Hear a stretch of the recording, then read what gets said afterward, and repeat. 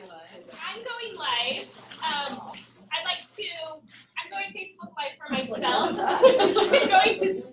So that we can post it to our online Canvas account. So it'll be a reflection for you to come back and review the key points that we've discussed with our panels.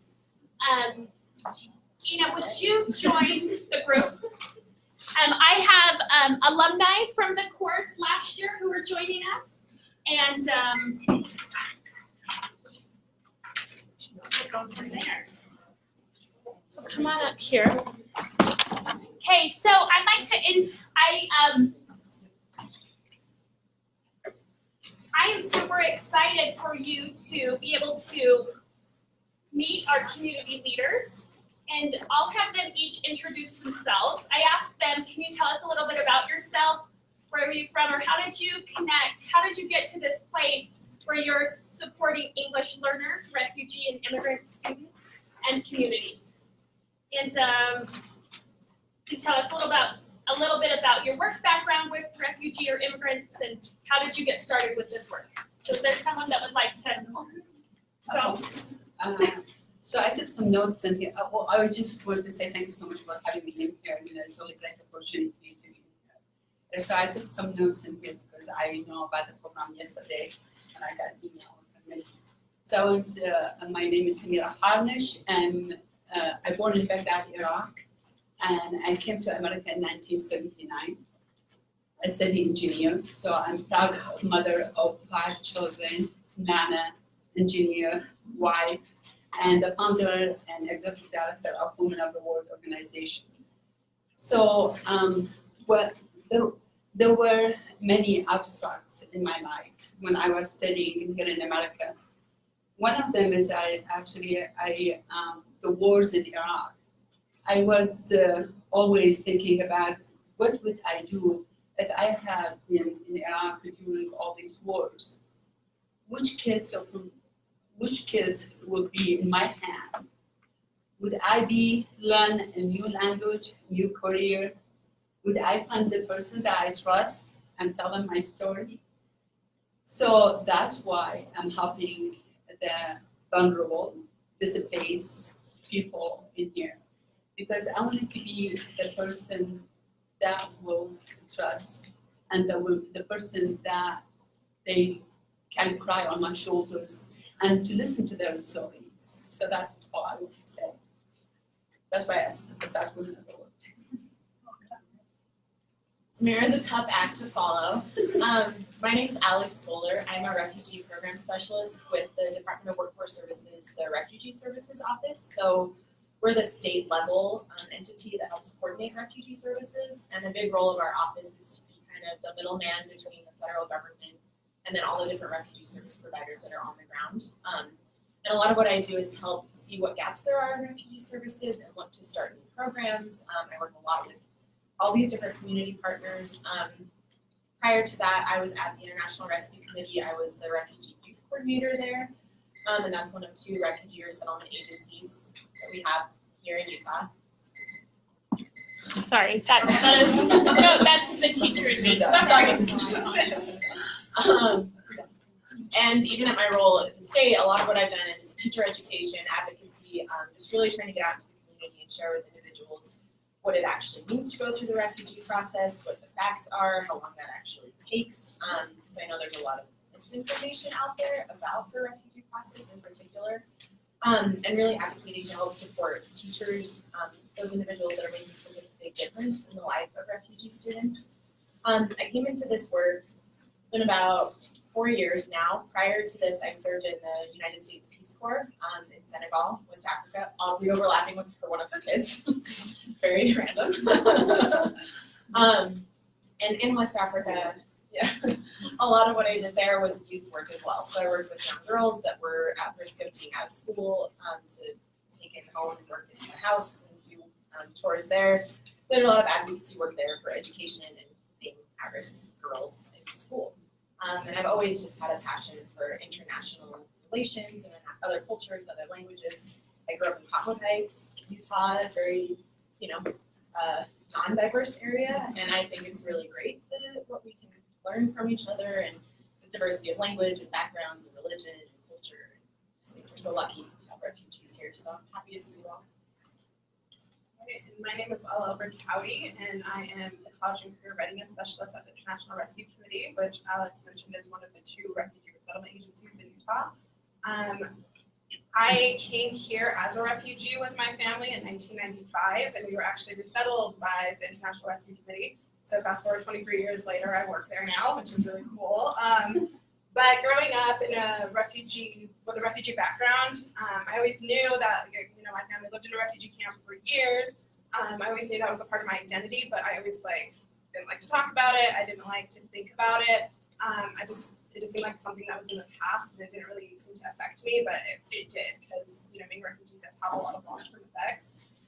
And so it really wasn't until I was in college that I really wanted to start advocating for refugees, and it was around the same time that the Syrian war was breaking out, and obviously there was a lot of things going on globally for years around that time, and so I think in college I just really wanted to get involved, and so I started working for Promise South Salt Lake, which is an after-school program, and that works with various different schools in South Salt Lake.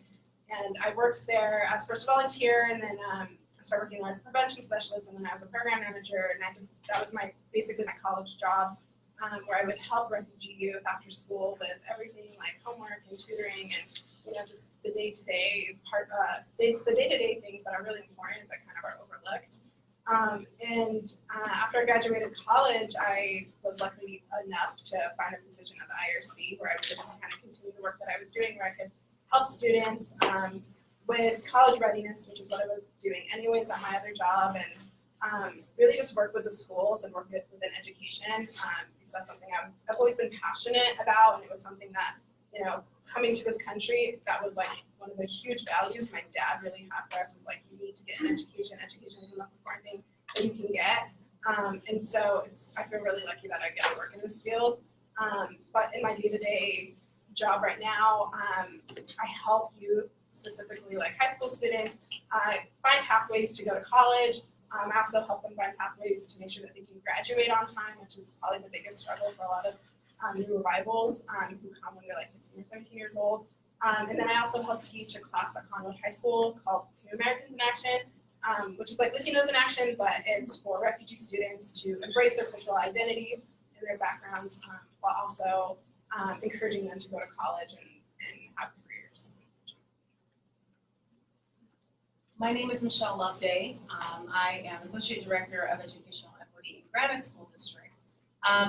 A little bit about myself, I'm a transplant to Utah, so I'm from Ohio by way of North Carolina. I lived in Ohio in the international city of Lorain, so I was always around culture and always knew what culture was, and to be a part of it was something that I grew up being in all the time. Since we were right off Lake Erie, we had people, you either worked in education or the steel factory or the Ford plant, which now is a big, dire, deserted, blocks and blocks and blocks of a building there. So we're our town is now like the second study of a mini Detroit, so to speak, going back home. So that's always interesting. But I worked first as a teacher in North Carolina for 3 years. And so I've always, my whole career of the 18 years that I've been working in education, I've always worked at Title I schools and predominantly EL students. So that was a choice that I specifically made. And my first group of students was in North Carolina.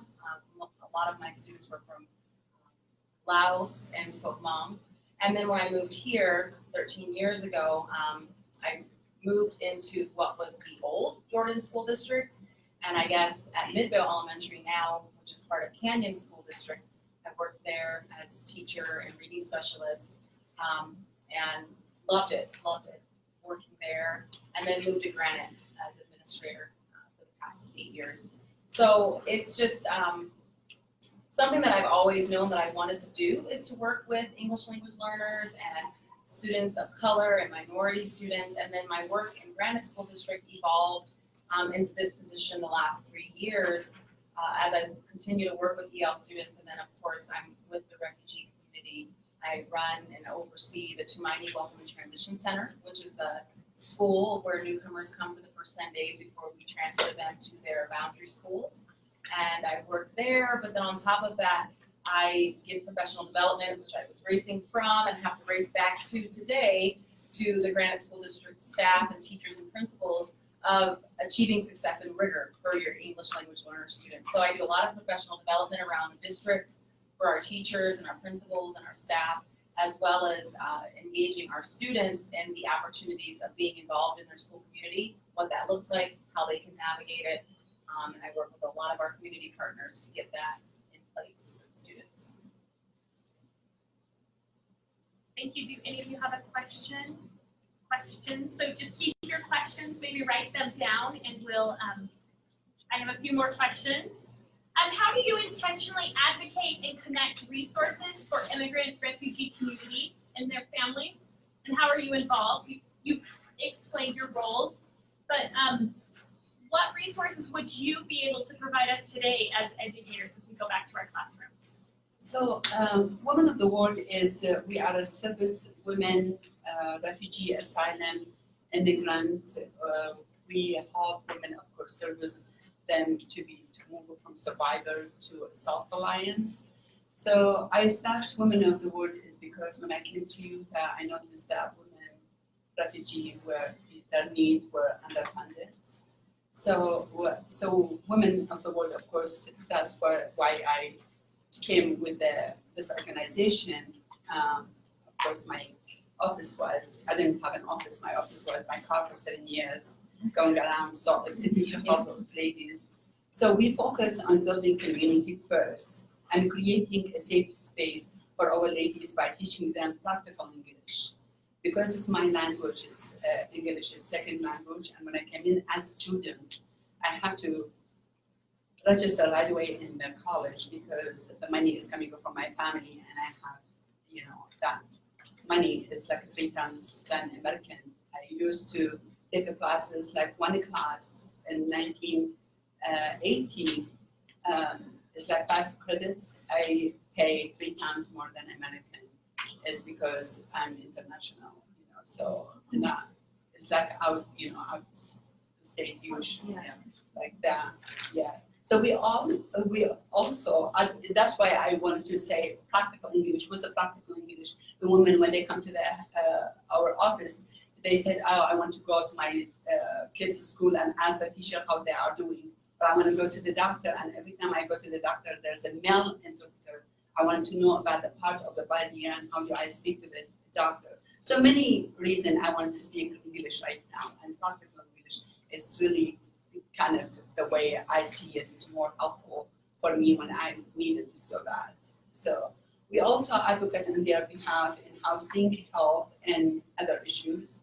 We support our ladies in finding jobs or getting an education and start their own business. Women of the World focuses on complete approach to ensure our ladies' self-reliance. So we do not stop if we have funds. We don't take fund, of course, from the government. We take it from private sector. So when the fund is stopped, it does not mean I'm gonna stop until I see that women reach to their goals. So as an organization, we recognize their achievement and celebrate their success. So we believe that empowering women is the best way to strengthen communities. Every December from 2009, before I start Women of the World, when I see a woman reach to their goals and they wanted to learn like English and to be independent, that's the woman she's gonna get a certificate in December. Or the women when they start to drive and know how to navigate the state. Or women got reach to their engineering degree or nurse and all these. So every December we have an event for over 7 years. It's gonna be in county building. We recognize those ladies. So that I want to tell you, the first year I gave 3 certificates. Last year I gave 20. So this is our work. So as I mentioned, a lot of what I do is look at what the gaps are in various systems, and especially in the education system. So I hold monthly coordination meetings, respectively, with Salt Lake School District, Granite School District, and Canyon School District. And those are typically with the directors of educational equity, the student advocacy services directors. sometimes the alternative language services directors, various people that have involvement with refugee students essentially at these leadership positions, as well as individuals from the resettlement agencies. And what we're trying to do is make sure that kids served in all these different school districts are accessing services in an equitable way. So we continuously see challenges. And that's kind of where I'm offering from you guys. I would love to hear from you. I'll give you my card. I know you're all in Canyons District, and as you're seeing issues with coordination, with accessing interpreters, if you're seeing civil rights of these students being violated, those are the types of things that I'm really advocating for. So not only with the districts themselves, but as I mentioned, I do a lot of professional development, similarly to what Michelle said. I've done a lot of training in Canyons District, specifically with the school psychologists in Canyons District. I've done that for the past few years. With social workers there, like I said, we work a lot with educational equity in Canyons District. So again, if you're seeing issues, please raise them. Make sure that you are advocating for these students in your own ways. We've created a lot of resources for teachers and for families. A lot of teachers I talk to aren't even aware of what the Office of Civil Rights is or what the rights of English language learners are, and they're very specific and they're violated all the time. And so I can share that document with everyone. It's available on a website that we created, and I think this was a later question, but I'll just share it now. It's uen.org/advocacy, and it's a website all of our refugee agencies created in partnership with the Utah State Board of Education. It was created out of this exact need. Teachers not really knowing where to go, how to advocate for students, where to report issues, what the English language learners' civil rights are. So that page has a lot of different resources on it. You can access those rights in various languages. We have it developed so that parents that speak Arabic or speak Somali or Swahili, or any of these languages can access those documents and know when their children's rights are being violated. A lot of families don't even realize that they aren't being communicated with in their language from the school. They're just getting letters in English. That's a violation of their rights. So knowing that, first of all, and then knowing what your resources are in your district at the state level so you can help advocate for these families and not violate their civil rights is huge. And then on that same vein, outside of the district work, I do a lot of work at the actual state level too. So with Utah State Board of Education, a recent thing that happened was we were hearing a lot of students being charged fees, kids that were on fee waiver programs that shouldn't have been charged fees for various things or getting fined for certain things that they shouldn't have. So now I'm actually sitting on a task force related to those fees and what schools should be doing for charging fees, how they can charge them, what they could do instead, and sort of rewriting that board rule. So a lot of advocacy at that state level too. So again, if you see issues, speak up because they have to be heard, and that's where I really am intentionally pushing for my advocacy is through trying to change systems that are really hard to change. Those fees are really tough on them. Yeah, and it's tough on schools, and so the whole goal, is making sure that English language learners and their families are supported, but also schools and teachers are supported, and that it's not happening one or the other. And I'll post that link onto our Canvas site, so great link. Thanks for reminding us. So I do a lot more direct service, and so a lot of the work I do is working specifically with individuals, one-on-one, with families, but a lot of the work that we do is working in partnership with things that Alexx is doing and things that Michelle is doing, and with different districts and different resources and partners. And for me, it's like working with colleges, which is also like, honestly, it's really hard to work with big institutions like a college. And it's because a lot of times they don't have anything in place for refugee students. And so our refugee students, what I feel like happens to them most often is they're told that they don't even have a chance to go to college. And so when there's that huge gap of being told of like what you can and cannot do, most of them don't think it's achievable, which is why a lot of these colleges aren't aware of refugees even entering their institutions, or even if they are aware, they don't have a lot of resources for them.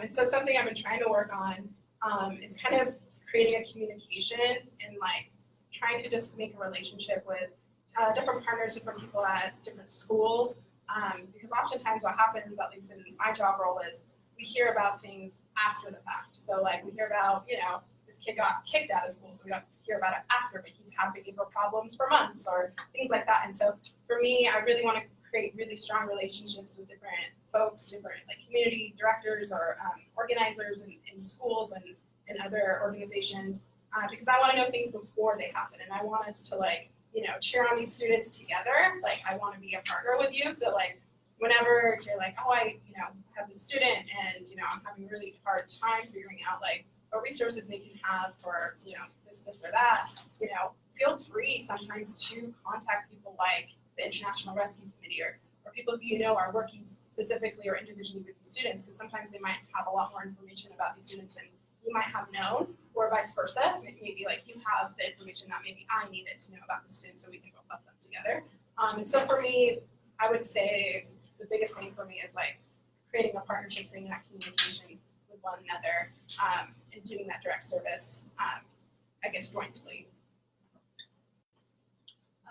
So one way that I intentionally advocate for students in our school district is by visiting the schools. Teachers, principals, social workers, psychologists, they're busy. The 8-hour day goes by so fast with multiple, you know, numbers of students, anywhere from 25 to 32, that it just is inundated with a lot of things. So I'm physically in the buildings, mapping out, visiting classrooms, checking in on students that I know have come through the Tumaini Center, and just checking in on them, seeing what we can do so that I can then correspond with parents, find interpreters, you know, call CCS and say, oh, okay, this student is doing this, they've been absent. And so just being in the school so that I can ask the teacher right then and there, oh yeah, I need this, I need that, where do I go for this? Because at the end of the day, it's intended to be communicated, and then just another thing piles on their plate, and it's hard. And as a teacher myself, I know what that looks like, especially I was in like a learning cottage away from the school, you know, by myself in that, you know, portable classroom where I'm just out there by myself. So I know what it's like to be solo and to not have that. So physically going in, talking to the students, sometimes pulling the student out to give the teacher a break if need be, is how I am working and advocating for these students, because at the end of the day, my goal is to encourage the teachers to continue teaching those students and to not give up, and to see those students as assets as they are in their classroom, not deficits. And so that's my biggest goal when I'm talking to educators and to fellow principals and to fellow administrators, is that these students are coming with just so many different assets linguistically, culturally, and environmentally, that their classroom will explode if they utilize these students the correct way. And in our department at Equity, we also have community centers placed around our district, and I don't know if your school district does, but that's within our department as well. And so those community centers are paired with a school, paired with multiple schools, where the families can visit our community centers, learn English free, take classes, parenting classes. We have a few now that have been set up to do yoga, because you know a lot of Arabic women, they have to be by themselves with other women, so they can do that yoga in a free space. So we offer those types of classes in that, and we intentionally provide spaces for them to be as parents as they learn our system. You know, education was created with a Western mentality centuries ago, and so we have to revamp what that looks like. And it's hard. It's not easy, but that's why I'm there to always buck the system and remind them that, hello, we don't have predominantly, you know, Caucasian students anymore. That was great back in the day, but we need bouncy balls, we need standing tables, we need this. Okay, that was great in 1908, but now we are in 2018 and we have progressed.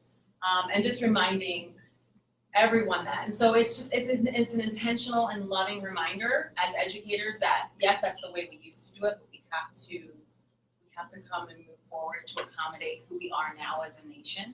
And so through our REACH training, respecting ethnic and cultural heritages and differences, I train people how to have those race conversations that are so hard to have in the classroom, how to feel comfortable having the sexuality conversations or the religious conversations without feeling as a teacher that you're compromising what you believe, but you're educating and helping teachers navigate our world that we're in now, the leaders that we have, the things that they say, what students are exposed to at home.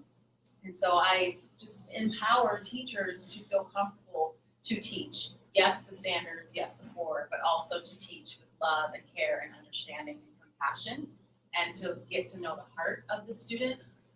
And so our community centers provide that resource within the schools, within the classrooms, of a safe space for parents to come. When you're from a different country, it's intimidating to walk into a system that is very unfamiliar. And so those community centers provide the space that we can use the resources and pair them up with what's happening in the community. And one way as an educator that you can catch yourself up on, we have so many different things. And yes, Teachers Pay Teachers is a wonderful resource, but we also have teaching tolerance and how these topics come up all of the time and what you can do in the classroom. How can you tie that to your curriculum? We had a Jumpstart Summer School that I'm over at Cottonwood High School, where our students are coming in from different countries as juniors, and they're expected to get 27 credits and graduate the next year. Well, guess what? It's not gonna happen, and we're just setting them up to feel frustrated and to know that they're against the system. And so Jumpstart Summer School is basically a 6-week period where those students, refugee and ESL students, can take summer school classes to get caught up on credits and to possibly get those credits that they need to graduate. And one of those teachers was just amazing this summer. He took the World Cup and taught geography. And what better way to connect? And so teaching tolerance gives you those resources and articles to attack the, those hard conversations that you're going to encounter and that you're going to have to take a few minutes to talk about. And so that, that's just one way that I'm involved, but it's just a way of making teachers feel like they have a resource to come to when they're feeling frustrated. So teaching tolerance, that's an actual resource? It's a website, and you can also get free magazines. So when is you it- if I just register. Google teachingtolerance.org. I can upload that Yeah. into our canvas. And I'm like, they yes, have that's great they have resource. videos of things, like one thing that we did within our school district was the We Remember of the Holocaust, but not in sense of, all of that, but there's still injustices happening within cultures. And that hashtag We Remember that went around our school district was educating people on what the Holocaust is, how we can teach it in our schools safely without being ignorant and racist by having different things that you shouldn't have, and addressing missteps that we as educators often take out of ignorance that we just don't know. And so in our school district, in our department, we attack that in an educational, positive way. We give those resources out in the community, and we also just hold the teachers to the same standards we want the students to be held to, high standards. We want to share the success with the family. We want to communicate with our agencies in a way that lets the students know that they can make it.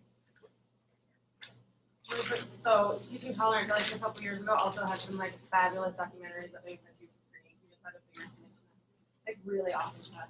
And it's age appropriate. Yeah. Lesson plan, everything is really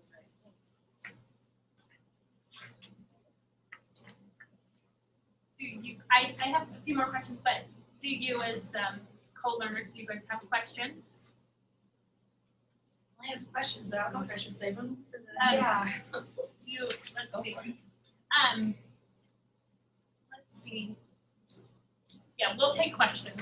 I feel like you guys have it's an incredible wealth of resources. I'll make sure I add the notes to our Canvas site, but I want to hear what your questions are, and while we have experts on this, let's.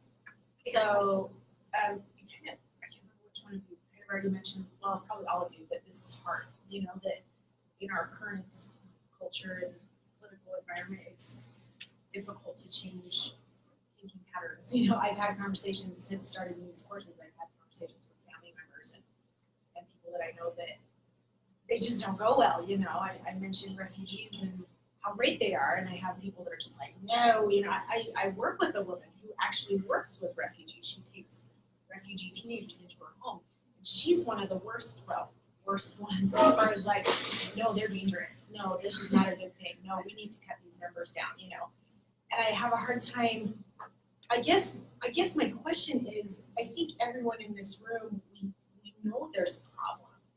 We see our students and we know that there's inequity. We know that something is missing.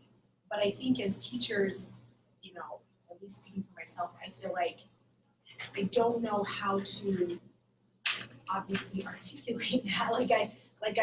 I I see that there are resources out there, but if I was to call one of you up, I would just say, help me, but I don't know even what questions to ask, I have students and they need stuff, and then by the same token, we can have all the resources on the planet, but if the parents and the families aren't willing, and not even just willing, but like you said, it's a new place and a new culture and everything's new and scary, and 9 times out of 10, they just kind of defer to whatever authority is telling them what to do. We talked about before in class too that a lot of times these families are afraid of, if they're illegal immigrants, or I don't know, even if they're not illegal, it's just the current political climate, and so they would much rather just stay in the background and do their thing and not ruffle any feathers, and so that kind of translates to not advocating and not asking for it to be resources. So how would you address that? So we will have a panel come and discuss unauthorized students and immigrants, and we'll discuss DACA and the DREAM Act and really dive into that in December. Okay. So what's and on there, that part? we have a teaching tolerance article for that, but it's also a very, it's something we want to unpack and unravel together. So this particular, our panel today, I chose providers and teachers and educators and all the voices. So what I hear you say is, what are the primary obstacles blocking the educational success for our refugee immigrant students? And then what can I do about it? How? So yeah, one of the things is, I, as a mother, and my kids are born here in America, still I have a lot of culture of Iraq in me.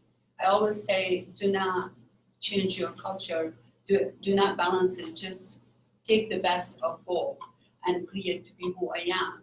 But the things is really hard for me when I see my kids, they want to date or they want to go, they just don't care. When they sit in this class and taking, see them, because I was in the school a couple of times, I see the kids that are sitting the way they want it or whatever. This is not going to be in our culture. So there's a lot of things it's really hard for us to accept from our, it's so hard for us to fit in this culture.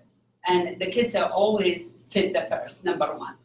So now the mother come to see the kids that come to the home.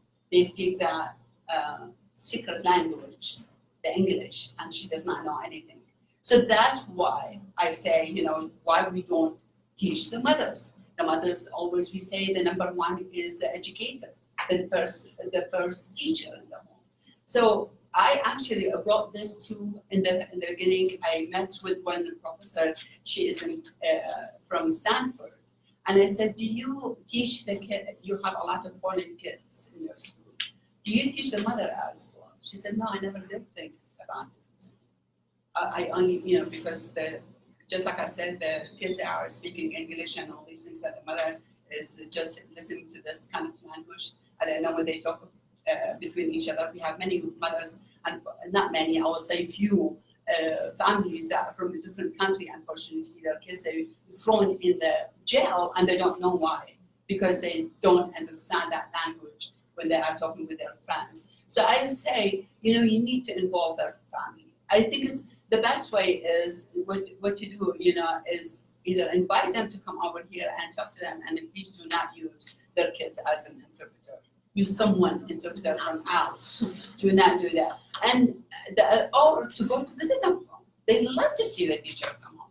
Believe me, they respect that completely. And don't forget, all those families, all these mothers, they came in here to build a new life for their kids. So they sacrifice everything to be in here. They went to the end of the world to save their kids. So they want them to be successful. And they want to know exactly what's going on. I will give you an example. Sorry, I'm not going to go. Please, no, absolutely. So I have one of the ladies, of course, most of our ladies, when they come to my office and they learn English and everything, they bring me letters with them. So I explain, even I don't speak the language, but they say, oh, my kids, they got this letter from the school, or I got this letter from IRC or CCS or something like that. So we explain for them what's this letter about. But I remember this woman, she was so very happy. She said, my son took an A's, even though I don't see him, he does not study that much. And they put how many numbers of A's he got, 300 or whatever, I don't remember. And when I look at Like a 3.0 or an 8, a 3.0? no, it says A, letter A, absent. Oh. Absent. 300 he had. Something absent. And after that, I said, I don't know why my son, they kick him out from the school when he has an A.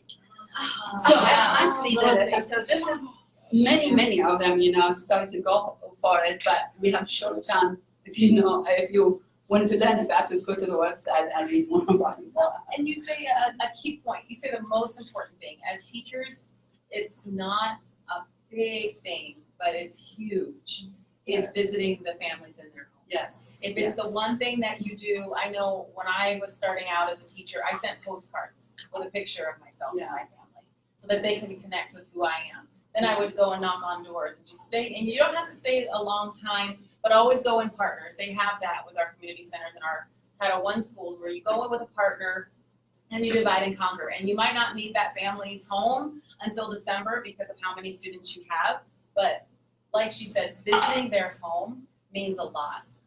It's one of those things that you will get a better insight of who the student is and where they're coming from, and it'll also change your perspective.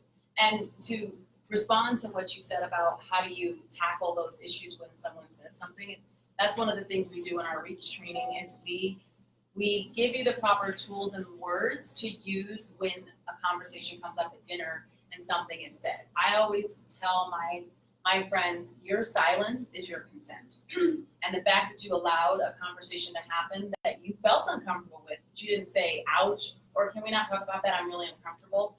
That's still, even if they say, oh, we can't talk about that in front of her, at least they've gotten the message that it is not okay to have those conversations. We have many migrant students in our district and many immigrant students that are struggling, but the parents won't come when they call my office to complain. I can't get their name because they're afraid that they'll change their status. And so I have to constantly remind them, we don't care. When you register in our school, we have no idea, we do not care. And they have to feel safe. And so as a teacher, it is your primary job to let the parents know that you're on their side. And just like she was mentioning, mothering is in every language. Part of my role is to transition the students from Tumaini to their boundary school. So I get the privilege of going to their home and picking them up and taking them to the boundary school. And I knocked on the door one day and I could hear something inside the room in the house, and then I get let in.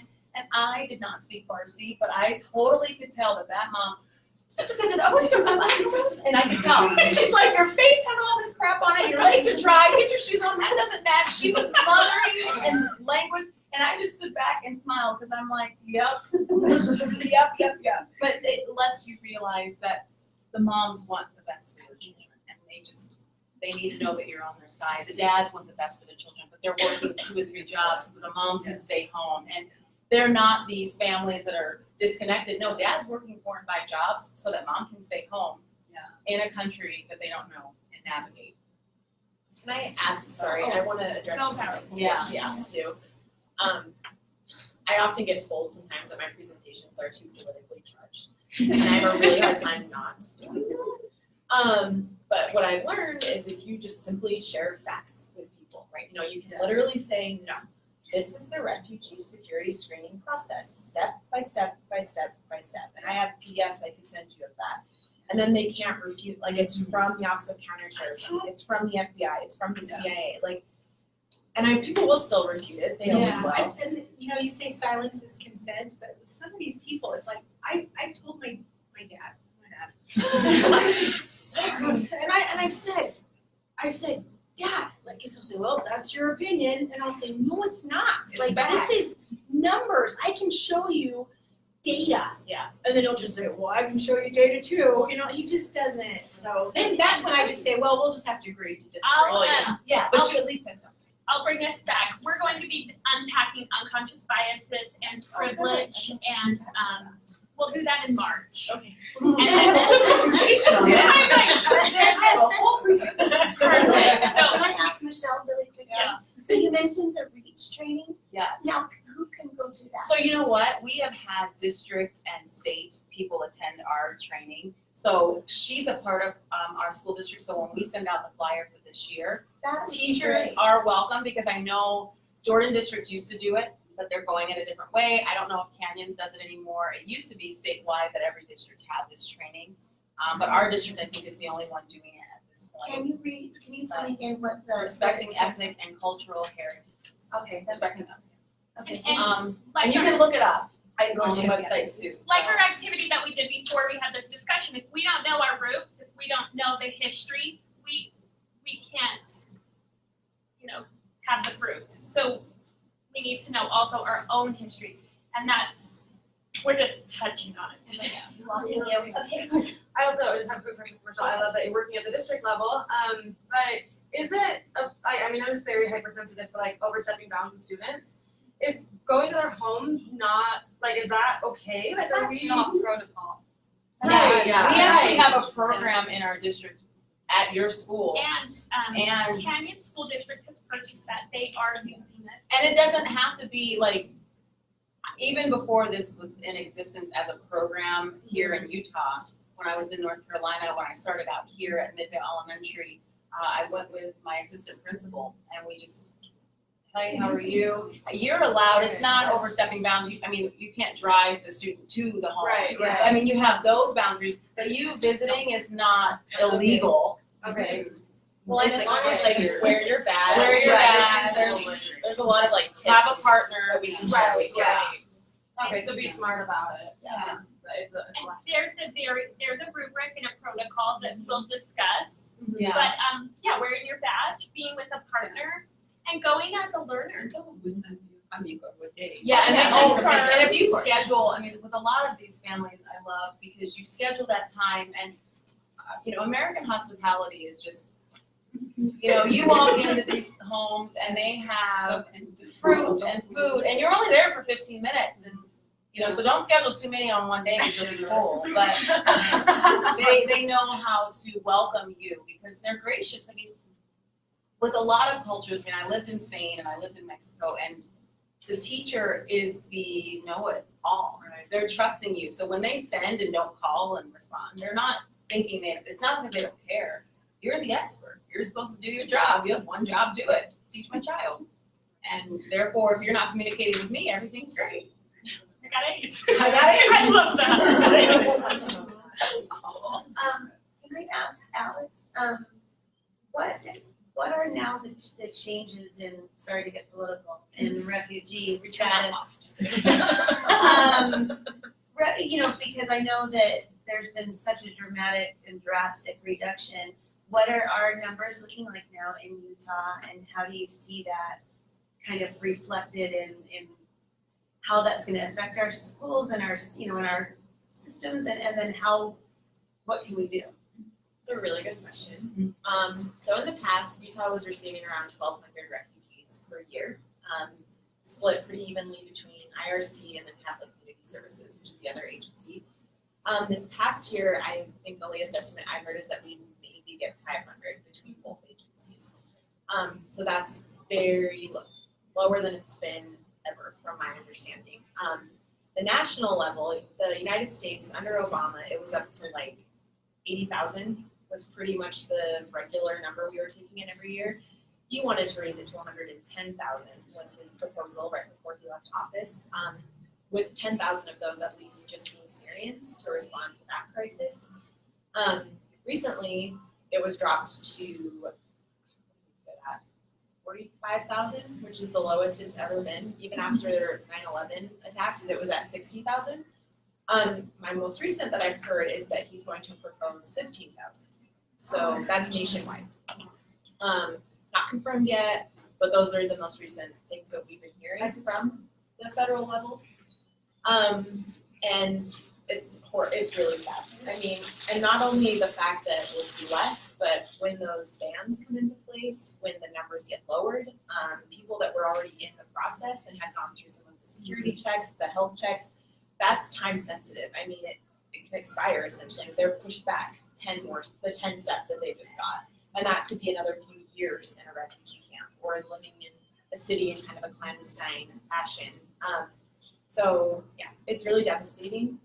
My suggestion would be write to your congressman, write to politicians, give to agencies that are helping refugees. They're still doing all these great programs. They're just not getting as many of these newer rivals. So specifically in Utah, that would be IRC, Catholic Community Services, and the Asian Association of Immigrant Refugee Centers, Women of the World. Learning more about the process so you can advocate for refugee populations and share facts with your friends, with your family. There's a training on the website I shared. It's like the first thing you see when you go there. It's welcoming, I think it's like welcoming newcomers. There's 5 modules, and it's my voice and then 3 other individuals that work at refugee agencies. And we just talk you through, okay, Refugee 101. What is the resettlement process? What does that mean? How do people get onto the refugee track? What happens once they're approved status? What does that mean? You know, if they're eligible to work, they have to pay back their plane ticket. These facts that people don't know, they just consistently assume it's these handouts when it's really only hand-ups. Everything refugees are given, they have to pay back. Do you know if, any of the children, what was the recent number, 569, who have not yet been reunited with their families, are any of them here? So a lot of those kids. I mean in Utah? That's what I meant, sorry. That, The unaccompanied alien children. So I oversee a program to the unaccompanied refugee minors. And what has happened is what I've been hearing with the refugee numbers going down, that also affects the numbers in that program. Because they're youth that they don't have parents. They've been disconnected from them or they've died. They come in by themselves and we resettle them here as these unaccompanied minors. And they get matched with a foster family. Quick plug, we always need more foster families. So if you're interested, let me know. I have that resource here. I brought it. We're hoping to get more of those UACs recertified as unaccompanied refugee minors so that they can come to Utah through our program and receive services, receive a foster family. Because we've had a couple come up through Central and Southern America that we've been able to do that with. So we are advocating for that. And then just to answer your other question, we will see a ton less than we used to. So an example of that. I'm too. just gonna, Yeah, sorry. especially in Canyons District, this was building and booming. I mean, IRC was starting to resettle a lot of families out here. CCS was. Canyons was kind of the next forefront of where a lot of refugees are going to be coming. But with this severe decline, the numbers will be low. Sorry. No, and I'm sorry to interrupt, but with the numbers, like she's saying, in our Tumaini and Tumaini Welcome and Transition Center, when we started 4 years ago, we had 300, and then it went down to 291. And I have a handout for you that shows 2 years ago, but then last year, after we developed our data at the end of last year, we have 13 sessions, which is 10 days each, coming from our International Rescue Committee and CCS. That has gone down from 291 to 132 newcomers that just come from the agencies. And thankfully, our district knows about our Tumaini Center. And so we have what we call self-referral. So if we have those foster children that are coming in unaccompanied, schools will send them to us, but working through our agency partners, it's gone from 291, which is on the back of your paper, to 132, just in a year, with the executive order. Go ahead and write that in. Politically, so if you want to just cross that off now, it was 132, and then with other numbers, like I haven't even heard from IRC with students starting. I've only heard from CCS. So it's greatly impacted how we operate and how the agencies operate. But like Alex said, they're still running the programs, and we still have students here. We still have students and families that we need to service and provide resources to. So, and another, just on that same note, there is a huge, we aren't seeing people coming in from those countries that weren't on the list. I know last time we all met, I heard that IRC and CCS are still receiving like a fair amount of families. From Afghanistan, but we're not really seeing any from Somalia, we're not really seeing any from Syria, Iraq. It's tough. So we just have 6 more minutes. I saw a lot of you making questions. If you've already asked a question, we'll leave space for others. She's all. So what I really want to know, I think as educators, like we all keep in mind what skills are our kids going to need to be successful out of the country. With all of your, different backgrounds, is there anything that predominantly comes up that is unique population that is a skill that they really need to be successful? Like, is there anything educators are missing or something that really comes out, whether it's across like academics or communication or social? What do we need to teach them to be successful? And I know that's like a lot. There's Yeah, a lot. yeah. But like, is there something that just immediately comes to mind? My first thing is confidence. There's a lot of, it's been mentioned, and sadly, there's teachers out there that have deficit mindsets. And so depending on who they encounter first is how their confidence level is set up. And so as a teacher, if there is not one thing that they've learned from your class, when they walk out of your class, it's that Miss Tracy loves me, cares for me, and I can go to her for any help. And I know I can do this. I know I'm gonna be successful. I know that there's going to be pitfalls, but teach them to fail successfully because they'll grow. I think this is one of the things is I want to say as well, don't underestimate the people that don't speak English, because many times it's happened that and you ignore the person is, standing by or say, oh, he's not gonna understand that. We need to open to them. And the number one is I have always make them trust you. You have to make that trust between you and them. So they will open to you, they will help, if they need help. Yeah. I would also say setting up realistic pathways for them. I think the biggest problem I've seen continuously, and I'm sure Alaa, we all agree with this, is they come in when they're older, especially for those of you who teach secondary or older kids. It's important for the younger kids too, but they come in and they hear, well, I need to go to college because that's what I need to do to be successful, and I have to graduate high school with all my friends on time. And they hear all these other things of what the normal kids do, and then if they aren't on that pathway, they're immediately so discouraged. So when they come in, working with their resettlement agency, working with their family, sitting down and being like, okay, let's look at this. You are not going to graduate in the traditional way. You don't have enough credits. You're going to take a few more years to learn English, but this is what your pathway is. So you're going to go right to Entrada. Is that what the adult high school is called in Canada?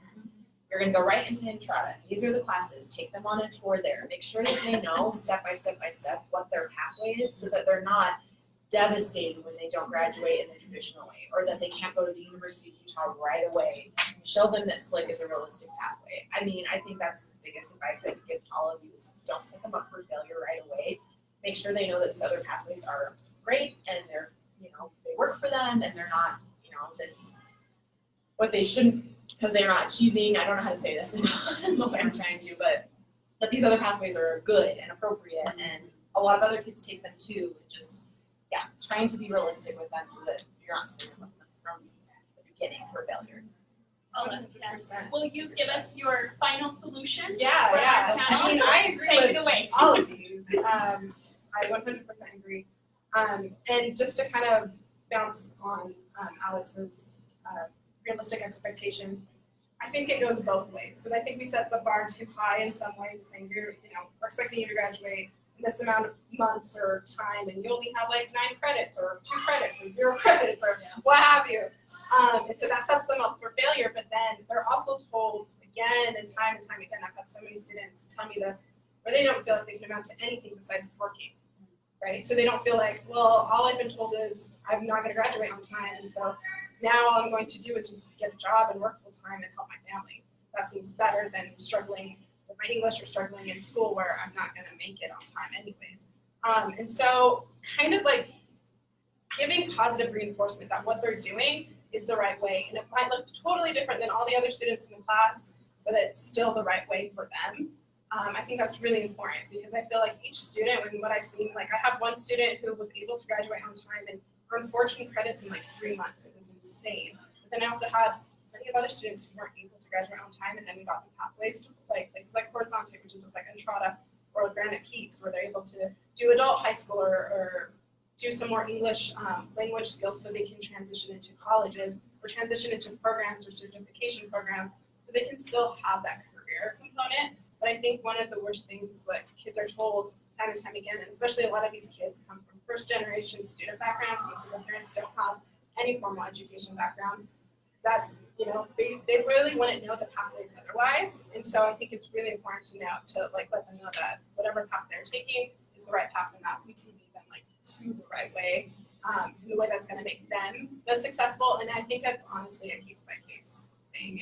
We can't just like group all these students and think, oh, this is the best pathway for all these students. It's like, this is the best pathway for this student, this is the best pathway for that student. And I know that's a lot of work and that's really hard, which is why like I am trying to do the job that I'm trying to do, and there's other folks around the communities who are also have similar jobs that I do or are doing similar things as well. It's because it's a hard task and it's a lot to do, but Use us, use us, partners. Honestly, use us, use me, please. Okay, and so it's 1 o'clock, and to be conscious of your time, and thank you for coming. What we'll do is we will say it again. No. If you have other questions, you have more questions, I'm going to leave 15 minutes of informal time where you can either talk, you can get resources, you can ask additional personal questions, or just talk. And then I would ask each of you to possibly put your contact information if you don't have a card, and then any resources that you have. I know you have upcoming events. You were talking about December, possible ways that we as a course in the class, as individuals and university students, how can we get involved? So maybe we'll finish with that. I think one of the things is I wanted to do is to get us, like a workshop, a teacher comes and women, the mothers that come in my office, because most of the time I said, they feel like safe in our office because there was no male in there. They could speak up and ask questions and all these things about the system of the school, how many days if they've been absent, they will take off and all these things. Constantly, we are teaching them that when they bring papers. So it's really good, to have something that's to have a workshop. And the other things is we are looking for actually for a teacher. We have a lot of volunteers. They come Monday, Tuesday, Wednesday, 1 hour and a half in our office from 1 to 2:30, teaching the mothers about the practical English. So it will be great. We have the teachers more than 3 years teaching. They're already gone. And there's only one is on Wednesday. So this is one of the things we are looking for as volunteers. So you have an opportunity if Yes. you, in your communities of influence, if you know of someone that's looking to connect, whether it's yourself on a day that you could support, or a somebody in your community that they want to do something more ongoing. Sure, yeah. So the website is really clear, and there is a lot of how I help.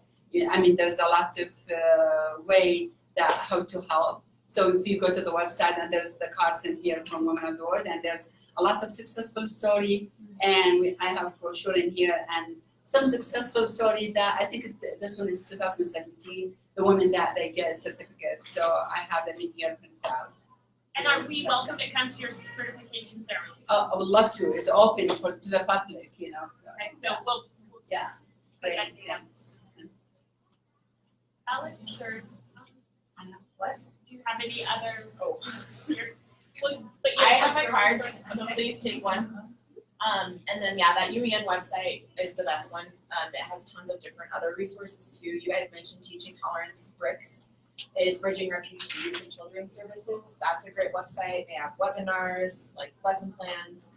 The Internationals Network is also a really good one. Similarly, support for teachers. But if you just go to that UEN site, we have a whole teacher resources tab. And I wanted to mention on there too, there's we have recorded several different languages of helpful phrases. So if you have a lot of students who speak Somali or Arabic or whatever, the phrase is said in English and then it's repeated in Arabic. We're working on getting it phonetically written out. But for now, at least you can sort of hear and you can write it out yourself how it sounds to you. And then it's like, hello, how are you? Welcome, please sit down. My name is, what's your name? Very basic phrases, but in like 12 of the different most commonly spoken refugee languages. So that's on there too. And you can always reach out to me if you're like, hey, I need this resource or something's missing. We're always looking for how we can add to that site and provide help for you guys. It's very important. So you kind of have this, but you're available even though we're all in Canyons District, because you mentioned you work with Granite. Oh, I'm or something. statewide. Okay, so we yeah. can And contact I work you a lot with Canyons. Yeah. Yeah, and I also work like district-wide, districts different, pretty much across the state as well. So My cards are also here, so feel free to ever email me even if you want to just learn more about the IRC. And if you're like, I want to get more involved, we always have so many volunteering opportunities. We have a lot of opportunities to donate or just get involved in several different ways. We do a lot of events, so there's always different ways to learn more. And I think it's always I don't know, a great idea for anybody to kind of come into any resettlement agency or any of the organizations that are working with refugees, because then you can kind of see like firsthand what it looks like, what these agencies are doing. And so if you ever want just like a tour or something, like feel free to come, and I'd love to give you a tour or just like talk to you, and if you want to learn more, I'm more than willing to talk to you about it. But yeah, that's pretty much me.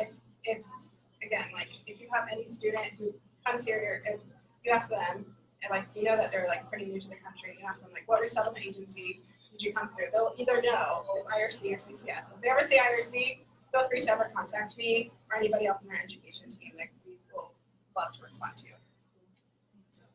I'll write my information on the board. With me being just in Granite, our services are shared through the district. For example, we did a refugee family night last week, and we invited all of the surrounding districts so that the refugee families in all the surrounding districts could get the resources and information and free backpacks. We also have refugee culture night once a month, and everyone around the state is invited to that.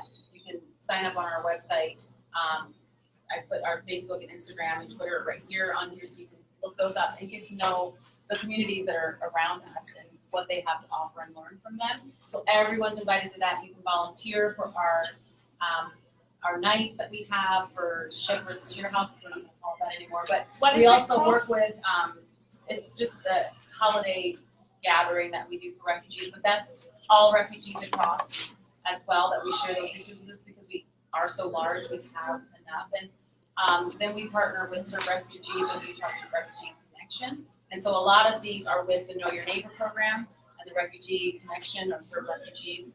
And so there's an app that you can go on to volunteer at a variety of different things. And that Serve Refugee app just connects us all together because we're all in this together. So while my services and time is specific to Granite School District students, our community events are open to everyone. And so I encourage you to attend.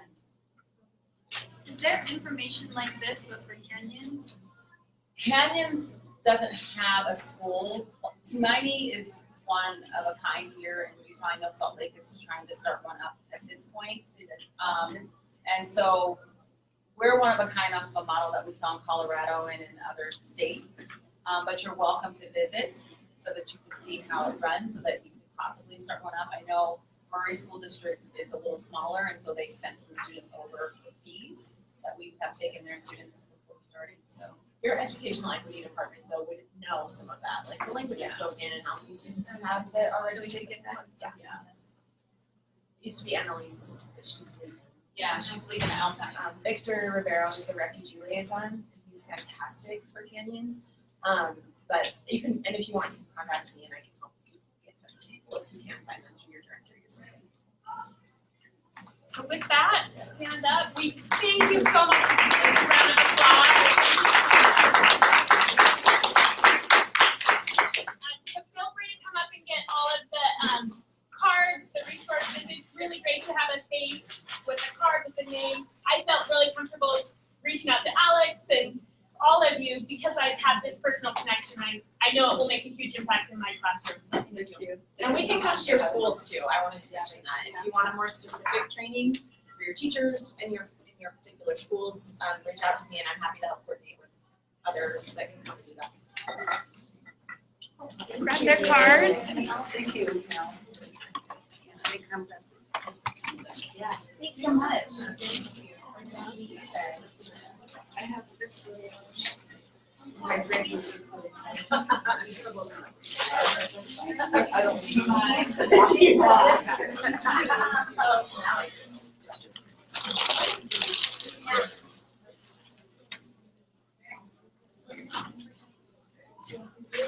Yes.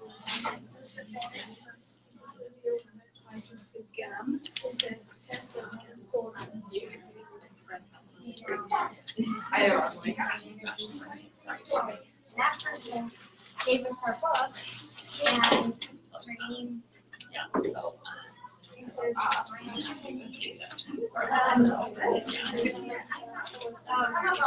I'm like, so sad. Right.